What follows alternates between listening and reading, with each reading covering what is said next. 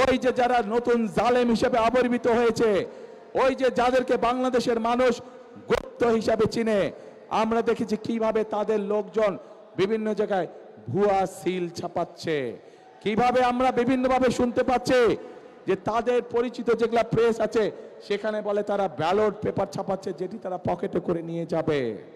প্রিয় ভাই বোনেরা, শুধু তাই নয়, আমরা এর মধ্যে বিভিন্ন জায়গায় দেখেছি বিশেষ করে নিরীহ মা বোন যারা আছে তাদের কাছে গিয়ে তারা এনআইডি নাম্বার নিচ্ছে, তাদের কাছে গিয়ে তারা বিকাশ নাম্বার নিচ্ছে।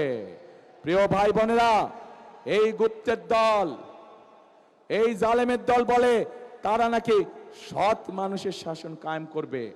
আরে ভাই, নির্বাচনের আগেই তো আপনারা জাল ব্যালট পেপার শুনলাম, খবরে দেখলাম ছাপাচ্ছেন।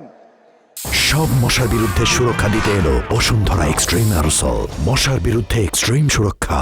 নির্বাচনের আগেই তো দেখলাম আপনাদের লোকজন এনআইডি নাম্বার নিয়ে যাচ্ছে, মা বোনদের বিকাশ নাম্বার নিয়ে যাচ্ছে।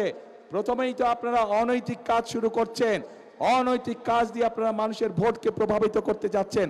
যাদের ভোটের শুরুটাই অনৈতিক কাজ, তারা কি করে সৎ মানুষের শাসন দিতে পারে? পারে না তারা, প্রিয় ভাই বোনেরা।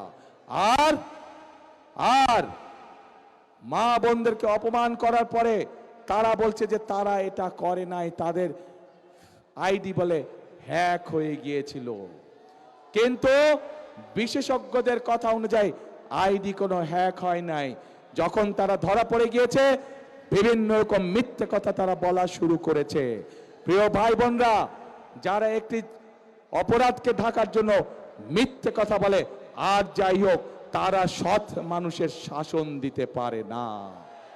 কাজে প্রিয় ভাই বোনেরা, এদের এই ষড়যন্ত্র সম্পর্কে আপনাদেরকে সজাগ থাকতে হবে।